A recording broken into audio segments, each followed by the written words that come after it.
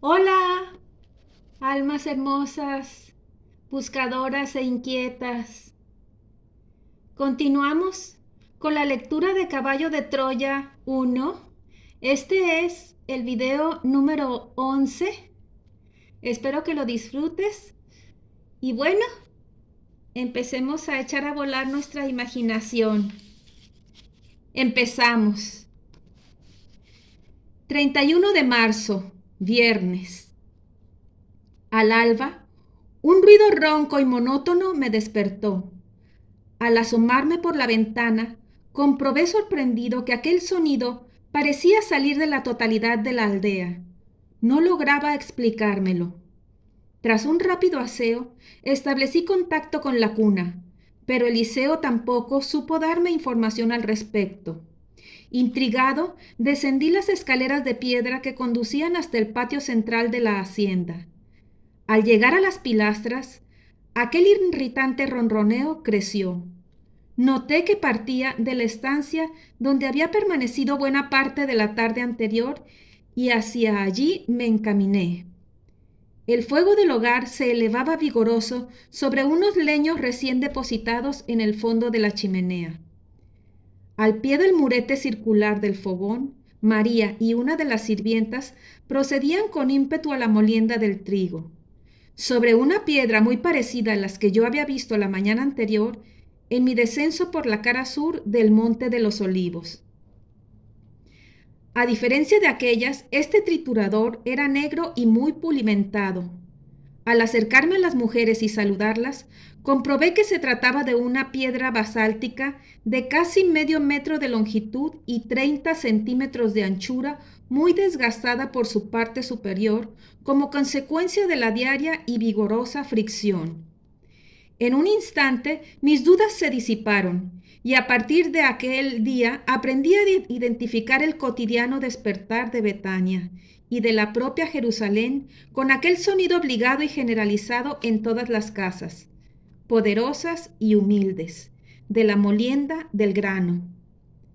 Como me contaron los ancianos de la aldea de Lázaro, si algún día se dejaba de oír el rumor de la muela, convirtiendo el trigo en harina, es que la ruina y la desolación, como había escrito Jeremías, habían llegado a Israel. Por supuesto, no había sido el primero en levantarme. Desde mucho antes del amanecer, las mujeres de la casa se afanaban ya en las tareas domésticas, mientras Marta se encargaba de la compra del pan en el horno comunal de la aldea. María y otras jovencitas acarreaban el agua y terminaban de adecentar la hacienda. Los hombres, por su parte, ultimaban los preparativos para el duro trabajo en los campos. El padre de Lázaro, rico hacendado, había dejado a sus hijos la tierra suficiente como para vivir sin estrecheces, permitiendo holgadamente en cada cosecha que los pobres pudieran recoger una de las esquinas de sus campos, tal y como ordenaban los viejos preceptos. Cuando entré en el salón comedor, la diligente e incansable Marta preparaba la harina para cocer unas pequeñas tortas sin levadura. Al verme se incorporó, rogándome excusase a su hermano. Lázaro había tenido que acompañar a sus operarios hasta uno de los campos próximos donde se venía trabajando en lo que llamaban la siembra tardía, es decir, el cultivo de productos como el mijo, sésamo, lentejas, melones, etc., y que debían plantarse necesariamente entre enero y marzo. Antes de que pudiera reaccionar, Marta me suplicó que me sentara a la mesa. En un abrir y cerrar de ojos, situó ante mí un ancho cuenco de madera sobre el que vertió leche caliente, siempre en silencio, mientras su compañera seguía triturando el grano. Cortó varias rebanadas de una hogaza de pan moreno que posiblemente pesaría más de 3 libras. 2 generosas porciones de queso y miel completaron mi desayuno. Desde la hora tercia, las 9 de la mañana aproximadamente, grupos de peregrinos procedentes de Galilea, de la Perea, viejos conocidos de la familia, parientes de Jerusalén y muchos curiosos, habían ido llegando hasta las puertas de la casa de Lázaro. Como casi todos los días, Aquellos hebreos habían aprovechado su obligada presencia en la ciudad santa para distraerse viendo y escuchando al resucitado. Al verlos sentados en el jardín e invadiendo incluso el atrio y el patio central, sentí una cierta rabia. ¿Es que Lázaro no se daba cuenta que la mayoría de aquellos individuos no solo buscaban un motivo para el comadreo? Comprendí que el paciente amigo de Jesús hubiera preferido quitarse de en medio. Al consultar a Marta sobre el camino que debía seguir para encontrar a su hermano, la señora abandonó gentilmente sus quehaceres y me rogó que la siguiera a través del espacioso huerto situado a espaldas de la casa y en el que se alineaban numerosos árboles frutales. Apenas si habíamos caminado 300 pasos cuando, al desembocar en una pequeña explanada, me detuve sobresaltado. Frente a mí se levantaba una enorme peña de caliza blanda.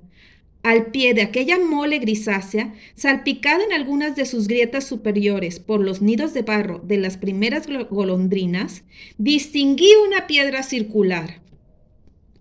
Marta comprendió el motivo de mi sorpresa y con un gesto de su mano me invitó a acercarme al sepulcro familiar. En silencio inspeccioné el cierre de la boca de la cueva. Se trataba de una losa perfectamente labrada, de 1 metro escaso de diámetro y apenas 30 centímetros de grosor. Aquella piedra, muy semejante a las muelas de molino, constituía el cierre de una entrada que, a juzgar por las dimensiones, era bastante angosta. El frente de la peña, en una superficie de 2 metros a partir del suelo, por otros 3 de ancho, había sido esculpido a manera de fachada y revocado en blanco.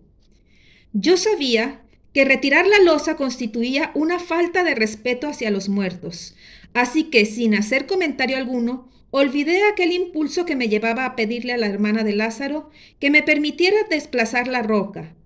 Por otra parte, lo más probable es que, aunque Marta hubiera accedido, ni ella ni yo juntos hubiéramos sido capaces de mover aquellos 300 o 500 kilos que debía pesar el cierre. Minutos después salía del jardín, tomando una de las veredas que corría en dirección oeste y que, según la señora, me llevaría al encuentro de su hermano. La temperatura a aquellas horas de la mañana era todavía fresca, 10 grados centígrados y un moderado viento del norte de 10 nudos. Me confirmaría Eliseo.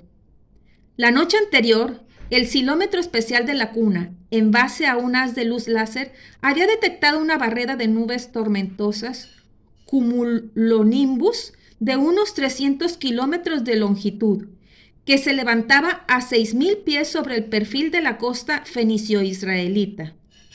De momento, estas amenazantes nubes de desarrollo vertical parecían frenadas en su avance hacia Jerusalén por una corriente de aire frío procedente del norte.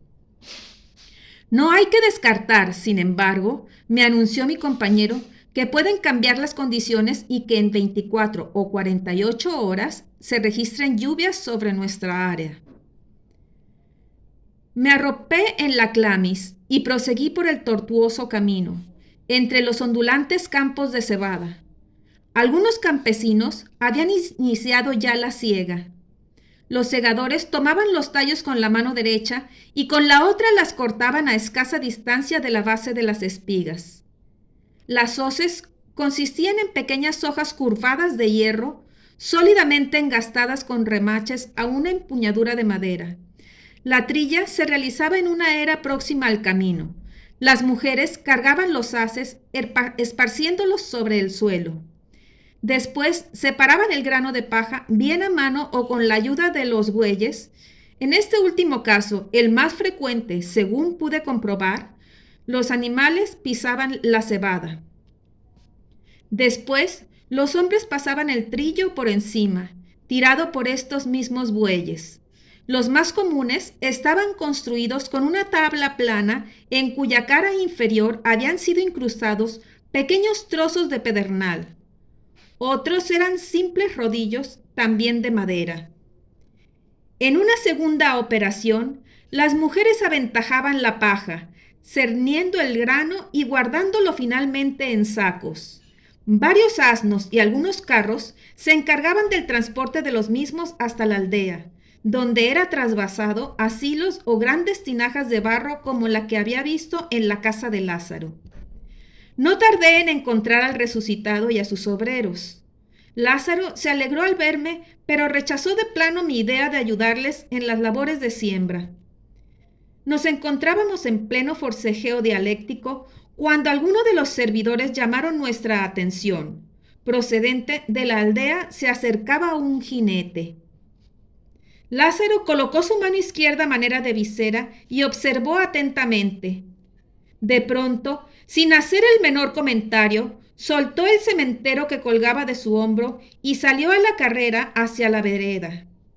El jinete llegó al trote hasta mi amigo y, descabalgando, abrazó a Lázaro.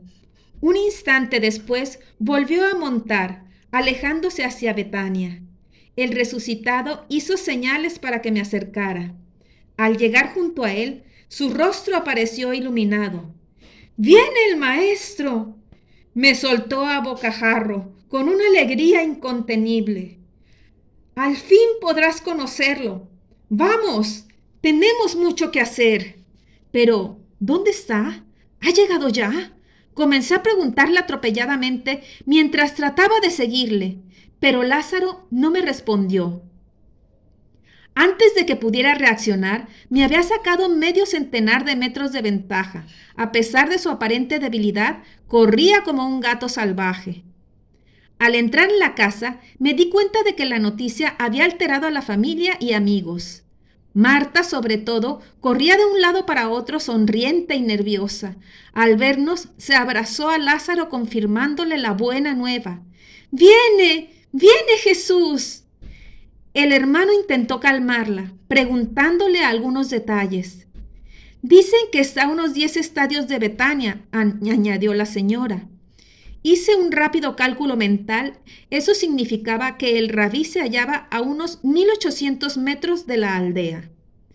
Puedo jurar que a pesar de mi intensa preparación, de los largos años de entrenamiento y de mi condición de escéptico, la familia de Lázaro consiguió contagiarme su nerviosismo.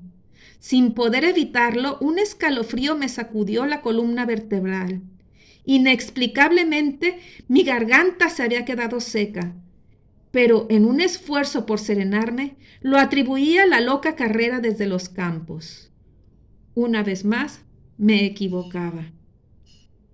Siguiendo los consejos de Lázaro, permanecí en la casa. Mi primera intención fue salir al encuentro del Nazareno, pero el resucitado me sugirió que era mucho mejor aguardarle allí. Él viene siempre a nuestro hogar. Además, insinuó, la noticia habrá llegado ya a Jerusalén y dentro de poco no se podrá caminar por las calles de Betania. Entonces, comenté con preocupación. El maestro ha aceptado el reto y pasará la Pascua en la ciudad santa. Mi amigo no quiso responder. Sin embargo, adiviné en su mirada un velo de pesadumbre. Ellos presentían que aquella podía ser la última Pascua de Jesús de Nazaret. Ni qué decir tiene que el sumo sacerdote y sus secuaces podían estar ya enterados de la presencia del impostor en la vecina aldea. Y eso, como sabía muy bien Lázaro y sus hermanas, era peligroso. Poco después de la hora nona, quizá fuesen las 4 o 4:30 de la tarde, la agitación entre las numerosas personas que se hallaban en el patio porticado de la hacienda se disparó súbitamente. Marta y María se precipitaron hacia el atrio y desaparecieron entre los grupos de hombres y mujeres que taponaban prácticamente la entrada principal. Mi corazón se aceleró. Desde el exterior se oía un rumor de voces, gritos y saludos. Sin saber por qué, sentí miedo. Retrocedí unos pasos, ocultándome detrás de una de las columnas del ala derecha del patio. Las palmas de mi mano habían empezado a sudar. Presioné disimuladamente mi oído y en voz baja informé a Eliseo de la inminente llegada de Jesús. A los pocos minutos, los servidores, amigos y familiares de Lázaro fueron apartándose y un nutrido grupo de hombres irrumpió en el patio. Entre risas, besos y mantos multicolores, mis ojos quedaron clavados de pronto en un individuo que sobresalía muy por encima de los demás. Aquel tenía que ser Jesús. Su extraordinaria talla, en un primer momento, la calculé en algo más de 1,80 metros. Lo convertía, al lado de la casi totalidad de los allí reunidos, en un gigante. Vestía un manto color burdeos, fajando el tórax y con los extremos enrollados en torno al cuello y cayendo sobre unos hombros anchos y poderosos.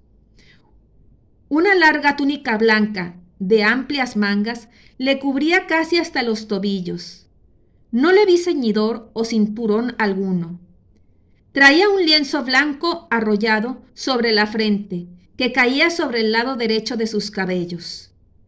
Ni siquiera en el instante de la inversión de la masa del ángulo del módulo, en aquella noche del 30 de enero de 1973, experimenté una aceleración cardíaca como la que estaba soportando en aquellos momentos. El gigante caminó despacio hacia el centro del patio. Su brazo derecho descansaba sobre el hombro de Lázaro. A su alrededor, Marta y María gesticulaban y daban palmas entre el alborozo general. Era sin duda un hombre blanco, de rostro alto y estrecho, propio de los pueblos caucásicos. El cabello, lacio y de una tonalidad ligeramente acaramelada, le caía sobre los hombros. Poco después, al soltarse la banda de tela que llevaba arrollada sobre la frente y que portaban también casi todos los hombres de su grupo, comprobé que se peinaba con raya en medio. Presentaba un bigote y una fina barba, partida en dos, de un color oro viejo, similar a los cabellos. El bigote, aunque pronunciado, no llegaba a ocultar los labios, relativamente finos. La nariz me desconcertó. Era larga y ligeramente prominente. Desde su entrada en la casa, Jesús no había dejado de sonreír, mostrando una dentadura blanca e impecable, muy distinta a la que padecía la mayoría de los hebreos. El maestro fue a sentarse al filo de la piscina central sobre uno de los taburetes que alguien había rescatado del comedor. Los hombres, mujeres y niños se arremolinaron a su alrededor.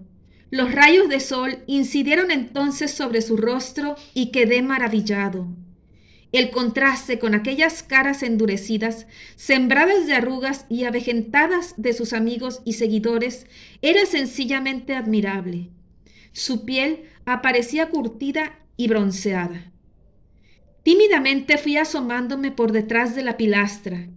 Jesús, a poco más de 4 o 5 metros, levantó repentinamente su rostro y me perforó con su mirada. Una especie de fuego me recorrió las entrañas. Ante la sorpresa general, el rabí se levantó, abriéndose paso entre las personas que habían empezado a sentarse sobre los ladrillos rojos del pavimento. Las rodillas empezaron a temblarme, pero ya no era posible escapar. Aquel gigante estaba frente a mí. Jamás olvidaré aquella mirada. Los ojos del Galileo, ligeramente rasgados y de un vivo color de miel, tenían una virtud singular. Parecían concentrar toda la fuerza del cosmos. Más que observar, traspasaba. Unas pestañas largas y tupidas le proporcionaban un especial atractivo. La frente, despejada, terminaba en unas cejas rectas y suficientemente separadas. No pestañeó. Su faz, apacible y tibiamente iluminada por el sol, infundía un extraño respeto. Levantó los brazos y, depositando unas manos largas y velludas sobre mis hombros, sonrió al tiempo que me guiñaba un ojo. Un inesperado calor me inundó de pies a cabeza. Traté de responder a su gesto, pero no pude. Estaba confuso y aturdido, emocionado. Sé bienvenido. Aquellas palabras, pronunciadas en griego, terminaron por desarmarme. Había tal seguridad y afecto en su voz que necesité mucho tiempo para reaccionar. El rabí volvió junto a la cisterna, mientras sus amigos le contemplaban en un mutismo total. Algunos de los discípulos rompieron al fin el silencio y preguntaron al resucitado quién era yo. El joven, con indudable satisfacción, les explicó que era su invitado, un extranjero llegado expresamente desde Tiro para conocer a Jesús. Yo permanecí inmóvil, como petrificado, tratando de ordenar mis pensamientos. No puede ser, me repetía una y otra vez. Es imposible que haya adivinado. ¿Cómo puede? Por más vueltas que le di, siempre llegaba a la misma encrucijada. Si nadie le había hablado de mí, ¿por qué iban a hacerlo? ¿Cómo podía saber quién era y por qué estaba allí? En el patio había medio centenar de personas. A muchos los conocía, eso estaba claro, pero a otros no. Este era mi caso y, sin embargo, había caminado hasta mí. Nunca, ni siquiera ahora, cuando escribo estos recuerdos, estuve seguro, pero solo un ser con un poder especial podría haber actuado así. ¿Para qué voy a mentir? El resto de la tarde fue para mí como un relámpago que rasga los cielos de oriente a occidente. Apenas si me percaté de nada. Sé que Marta, al igual que hiciera conmigo, lavó los pies del Nazareno y que los frotó con mirra. Recuerdo vagamente, entre saludos constantes, cómo Jesús salió de la casa acompañado por Lázaro y un nutrido grupo. Marta me informaría después que las habitaciones de la hacienda estaban totalmente ocupadas por los amigos y familiares que habían ido acudiendo hasta Betania y que de común acuerdo con Simón, un anciano incondicional del maestro y viejo amigo de la familia, Jesús pernoctaría en la casa de este antiguo leproso. Al principio, muchos de los habitantes de Betania y de los peregrinos llegados hasta la aldea discutieron entre sí, creyendo que el rabí entraría esa misma tarde del viernes en Jerusalén, como desafío al decreto de prendimiento que había promulgado el Sanedrín. Pero se equivocaban. Jesús y su gente se dispusieron a pasar la noche en la casa de Simón, así como en otros hogares de amigos y parientes de la familia de Lázaro. Todos, esa es la verdad, hicieron lo posible para que el maestro se sintiera feliz durante su estancia en la pequeña población. Según Marta, Simón había querido agasajar convenientemente a Jesús y había anunciado un gran banquete para el día siguiente, sábado. Eso significó un nuevo ajetreo en ambas casas, ya que de acuerdo con las estrictas prescripciones de la ley judía, el día sagrado para los hebreos comenzaba precisamente con el crepúsculo del día anterior. Durante el resto de la jornada, el maestro de Galilea recibió a infinidad de amigos y visitantes, departiendo con todos. Al anochecer, Jesús regresó a la casa de Lázaro y allí, en compañía de sus íntimos y de la familia del resucitado, repuso fuerzas, mostrándose de un humor excelente. Lázaro me rogó que les acompañara. Los hombres tomaron asiento en torno a la gran mesa rectangular del comedor y las mujeres, dirigidas por Marta, comenzaron a servir.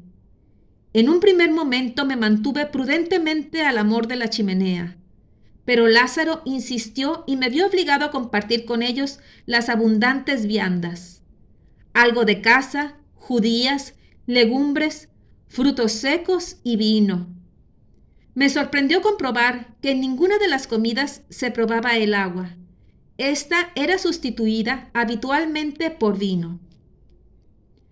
Antes de iniciar la tardía cena, el maestro y las 14 o 15 personas que compartían los alimentos se pusieron en pie, entonando un breve cántico. Yo hice otro tanto, aunque permanecí lógicamente en silencio.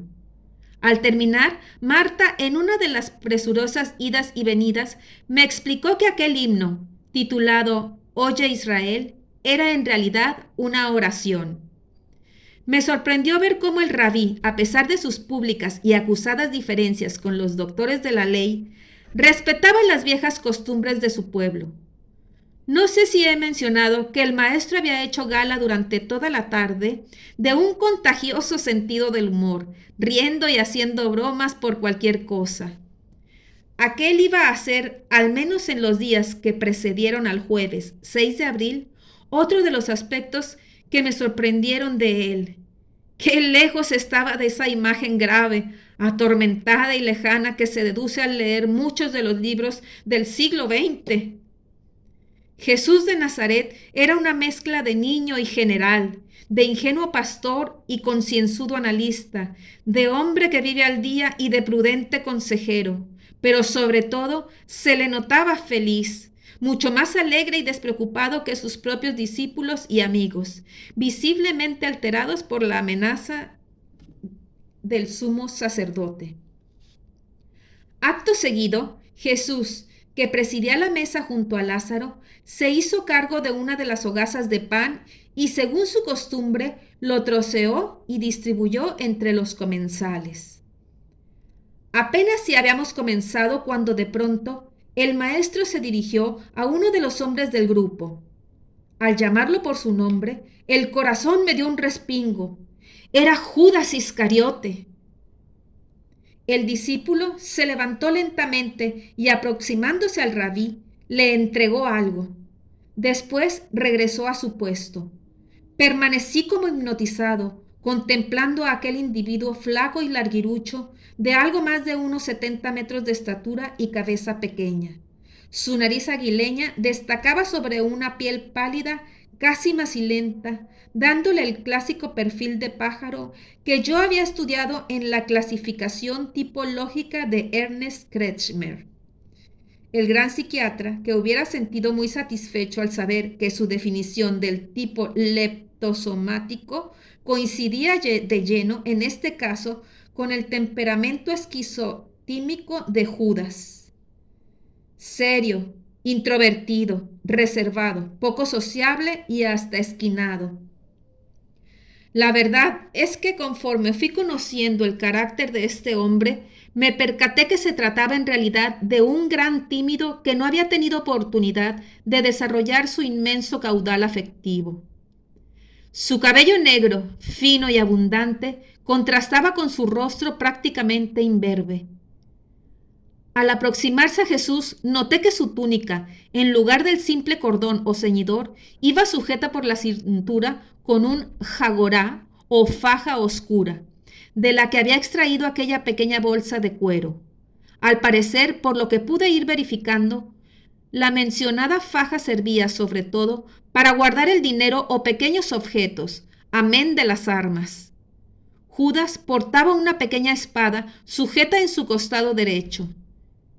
En aquellos instantes, sin embargo, no me percaté de un hecho singular.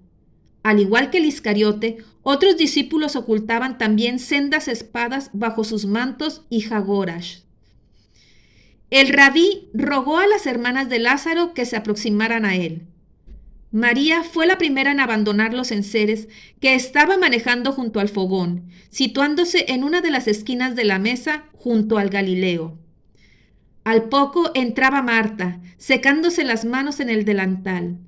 La luz de una de las dos grandes lámparas o lucernas portátiles que habían sido colocadas sobre la mesa ponían al descubierto el atractivo perfil de María.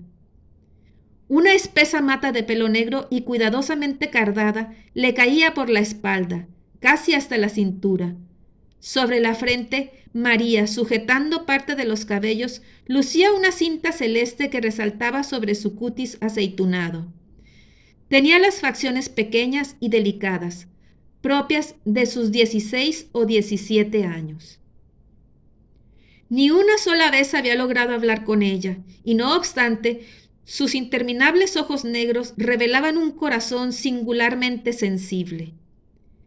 Jesús puso la bolsita en las manos de María y, dirigiéndose a ambas, les pidió que aceptaran aquel pequeño obsequio, mientras María se ruborizaba. Marta, presa de la curiosidad, arrebató el regalo de entre las manos de su hermana, abriéndolo con presteza. Desde mi asiento apenas si llegué a distinguir unos gránulos. Después supe que se trataba de semillas de bálsamo, compradas por el propio Rabí a su paso por Jericó. Ante el regocijo general, María, siempre en silencio, se aproximó a Jesús, estampándole 2 sonoros besos en las mejillas. Poco a poco, sin embargo, el tono alegre y desenfadado de aquella comida fue cayendo, por obra y gracia de algunos de los hombres de Cristo. Saltaba a la vista que estaban seriamente preocupados por la dirección que iban a tomar los próximos pasos de su maestro, y que ellos, sin lugar a dudas, ignoraban totalmente. No tardó en surgir el asunto de la orden de captura de Jesús por parte del sumo sacerdote, y las medidas que debían adoptarse para salvaguardar la seguridad del rabí en primer lugar y del resto del grupo al mismo tiempo. Uno de los más fogosos y radicales era un discípulo de barba encanecida y bigote rasurado, prácticamente calvo y de ojos claros. Su cabeza redonda destacaba sobre un cuello grueso. Aquel hombre, de rostro acribillado por las arrugas, yo estimé que era uno de los de más edad, quizá rondase los 40 o 45 años. Era partidario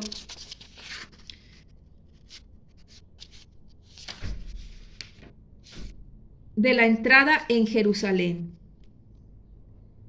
Aquel hombre temía, lógicamente, por la vida del rabí y trató, por todos los medios a su alcance, de convencer al grupo de lo peligroso del empeño. Jesús asistió impasible y serio a toda la discusión. Dejaba hablar a unos y otros sin pronunciar palabra, hasta que en un momento álgido de la controversia, el maestro dejó oír su voz grave y, dirigiéndose al apóstol de los ojos azules, sentenció: Pedro, ¿es que aún no has comprendido que ningún profeta es recibido en su pueblo y que ningún médico cura a los que le conocen? Después, fijando aquellos ojos de halcón en los míos, añadió: si la carne ha sido hecha a causa del espíritu, es una maravilla. Si el espíritu ha sido hecho a causa del cuerpo, es la maravilla de las maravillas. Mas yo me maravillo de esto. ¿Cómo esta gran riqueza se ha instalado en esta pobreza? Un silencio denso quedó flotando en la estancia y el maestro, levantándose, se retiró a descansar. Aquella noche y las siguientes, los discípulos, temerosos de todo y de todos, montaron guardia por parejas a las puertas de la casa de Simón, el leproso. Tanto Judas Iscariote como Pedro, su hermano Andrés, Simón, llamado el Celotes, y los sorprendentes hermanos gemelos, Judas y Santiago de Alfeo, iban armados con unas espadas cortas, prácticamente idénticas a las gladius de los legionarios romanos. La conocida gladius hispanicus o espada española, como la definió Polibio, eran unas armas de 60 o 70 centímetros de longitud, de hoja ancha y doble filo, con una punta que las hacía temibles. Los discípulos de Jesús procuraban esconderlas bajo los mantos, generalmente en el costado derecho, y dentro de una vaina de madera. Jesús no ignoraba que algunos de sus más cercanos seguidores llevaban armas. Sin embargo, salvo en el triste momento de su captura en la noche del jueves en la finca de Getsemaní, jamás les hizo mención o reproche alguno. 1 de abril, sábado. A diferencia de las restantes jornadas, aquel amanecer del sábado no fui despertado por el rumor de la molienda del grano. La aldea parecía dormida, extrañamente silenciosa. Los hebreos, amos, sirvientes e incluso sus animales de carga, paralizaban prácticamente la vida, a partir de lo que ellos denominaban la vigilia del sábado, es decir, desde el crepúsculo del viernes. la ley prohibía todos los trabajos mayores, los grandes desplazamientos, hacer el amor, sacar agua de los pozos y hasta encender el fuego. Aquellas abrumadoras normas de origen religioso trastornaban por completo el ritmo diario de la vida social de los judíos. Y lo que en un principio debería haber sido un motivo de alegría y merecido descanso, había terminado por deformarse, convirtiéndose en un enmarañado código de disposiciones, en su mayoría absurdas y ridículas. Lázaro y su familia, siguiendo el ejemplo de Jesús, adoptaban una postura mucho más liberal. Esa misma tarde tendría oportunidad de comprobar los muchos disgustos y quebraderos de cabeza que arrastraban como consecuencia de la sincera puesta en práctica de la doctrina que venía predicando el rabí de Galilea. A pesar de todo, quedé francamente sorprendido al ver, desde primeras horas de la mañana, un incesante gentío que, procedente de Jerusalén y del campamento levantado junto a sus murallas, pretendía saludar a Lázaro y al hombre que había sido capaz de desafiar al gran Sanedrín. Según mis informaciones, uno de estos preceptos sabáticos especificaba que el hombre de la casa debía dar 3 órdenes cuando comenzaba a oscurecer, es decir, en la tarde del viernes. ¿Habéis apartado el diezmo? ¿Habéis dispuesto el erub? Por último, el cabeza de familia debía ordenar que se prendiera la lámpara. Pues bien, si la distancia de Jerusalén a Betania era de unos 15 estadios, casi 3 kilómetros, ¿cómo es que aquellos judíos incumplían una de las normas más severas del sábado? ¿Caminar más de los 2000 codos fijados por la ley? Lázaro, con una sonrisa maliciosa, vino a explicarme que también en aquellos tiempos, hecha la ley, hecha la trampa. Los israelitas, para aligerar esta disposición de los 2000 codos, habían inventado el erub. Si una persona, por ejemplo, colocaba en la vigilia del sábado, el viernes, alimento como para 2 comidas dentro de ese límite de los 2000 codos o 1000 metros, aquello, el erub, era considerado como una residencia temporal, pudiendo entonces caminar otros 2000 codos en cualquier dirección. Esto explicaba la masiva presencia de peregrinos y vecinos de Jerusalén en Betania, que según mi amigo podían haber situado 1 o 2 erub en el mencionado sendero que une las 3 poblaciones, Jerusalén, Betfagé y la aldea en la que me encontraba. Mi condición de extranjero y gentil me proporcionó al fin una oportunidad para ayudar a la familia que me había acogido bajo su techo. Hasta la hora tercia, 9 de la mañana, y después de vencer la resistencia de Marta, me ocupé de transporte del agua, así como de alimentar el fuego de la chimenea, recoger los huevos del gallinero y de la limpieza puesta a punto de un ingenioso artilugio que llamaban antiqui, y que no era otra cosa que una especie de calentador metálico, con un recipiente para las brasas. El descanso sabático prohibía retirar las cenizas del mismo y, por supuesto, volver a cargarlo. Aquel utensilio, provisto de un tubo interior en contacto con el fuego, era de gran utilidad para calentar agua. Al no ser judío, yo estaba liberado de aquellas normas y ello, como digo, me permitió compensar en parte la gentileza y hospitalidad de mis amigos. Pero mi corazón ardía en deseos de salir al encuentro de Jesús. Marta, con su finísimo instinto, me sugirió que lo dejara todo y que fuera en busca del maestro. Poco antes, en una de sus visitas a la casa de su vecino, Simón, con motivo de la preparación del festín que los habitantes de Betfagé y Betania querían ofrecer al rabí, habían tenido ocasión de verle en el jardín.